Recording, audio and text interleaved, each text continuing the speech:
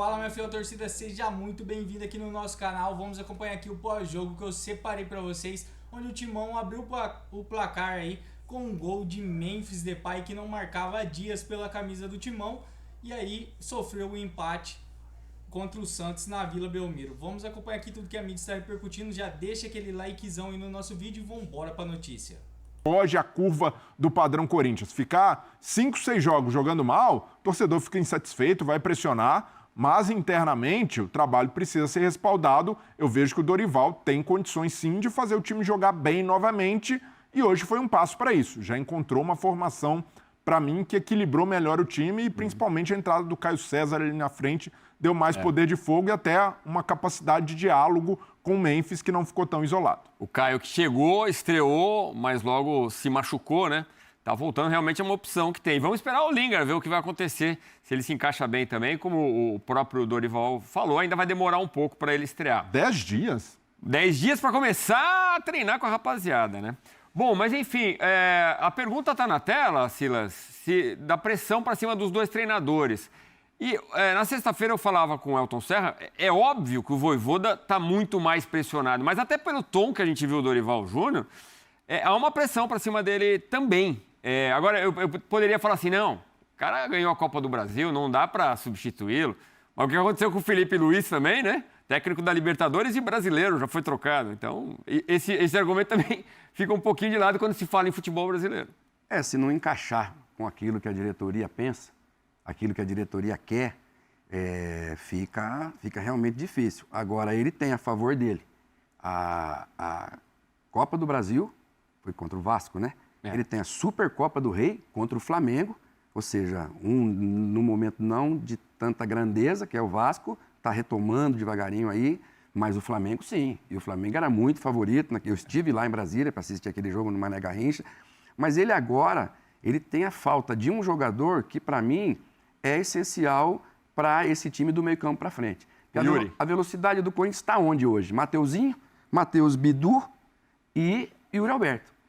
O Yuri Alberto fora do jogo, ele perde essa referência de velocidade. Então tem muita gente boa no meio campo que toca a bola, que chega. O Caio Jorge nem é tão lento assim, o Breno Bidon também não é tão lento assim, mas eles não são o Yuri Alberto. E aí, eu não sei a questão do Vitinho, que é um jogador um pouco mais de velocidade, mas está jogando um futebol mais cadenciado também. Então, assim, complica para o treinador.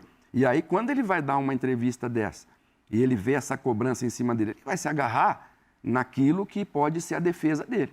Sim. Que, sabe, é um começo de temporada, são 6 jogos. No Brasileiro, Cara, não dá para 6 jogos começar a botar pressão num trabalho que, sabe, que recém-inicia. Só faltou para mim, nesse jogo contra o Santos, depois da expulsão do Luan Pérez, ir para cima.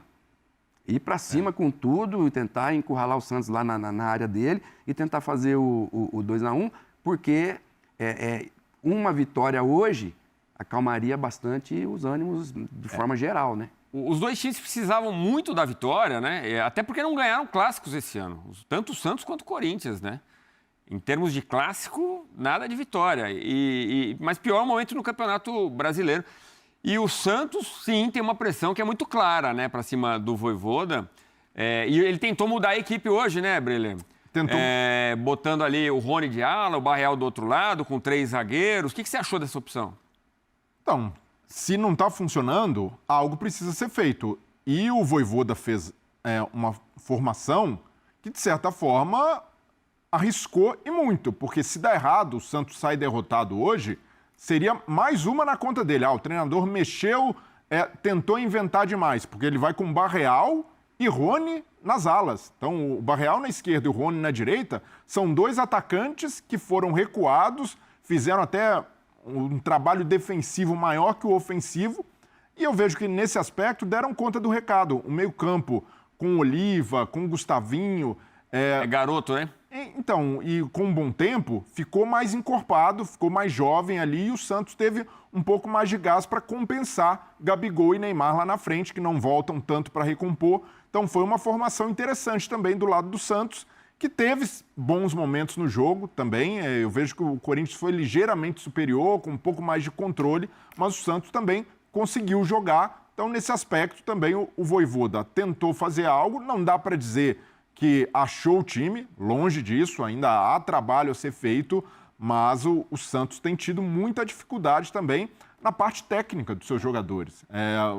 O Gabigol hoje faz um gol, e aí mostrando, né, novamente o Faro artilheiro, terceiro gol em 2 jogos, já tinha marcado 2 vezes contra o Mirassol, mas outros jogadores têm deixado a desejar em finalização, em lançamento, em erro de passe, e sobretudo o Neymar. Hoje o Neymar fez um jogo muito abaixo. Vamos nos aprofundar nesse tema? Banco. Oi, Silas. Lucas Veríssimo já está no banco. É a dupla de zaga da final da Copa Libertadores contra o Palmeiras. Já vai ser titular, né? Justamente. Mas acho que ainda recuperando a forma física. Vamos dar uma olhada nos gols. O golaço do Memphis Depay dá pra gente ficar vendo várias vezes, né? Porque é um senhor gol, é de quem sabe das coisas. E o Gabigol, como se destacou, né, Breler? Fazendo 3 gols em 2 jogos, é uma boa notícia para o torcedor do Santos. Mas olha o papel. Diga. O papel do Caio César nessa puxada de contra-ataque, muito parecido com a função do Yuri Alberto. O Yuri Alberto geralmente é esse cara que puxa o contra-ataque, que tem força e arranque para isso. O Caio César hoje foi muito utilizado nessas transições ofensivas pelo Dorival. O Memphis voltando a marcar depois de 10 jogos, né? Esse ano ele não tinha marcado. Parece que ele guarda as fichas para o momento certo. Ele e fica ali andando, ele deu pique, hein? Quando o jogador vê a bola na frente dele, Edu, o cara vai. Agora o Gabriel Paulista, bom jogador, né? Deu mole nessa bola aí. E aí o Neymar pode contar com uma assistência, mas só bateu na canela dele a bola para sobrar pro Gabigol. E pro Santos foi muito importante ter encontrado esse gol logo depois de ter saído atrás no placar, até para evitar que o estádio entrasse, né, no modo pressão, cobrando os jogadores, mas o empate saiu rápido e ajudou o Santos a voltar. Para o jogo. O jogo o primeiro tempo foi bem equilibrado. No segundo tempo, fisicamente, o Santos foi caindo.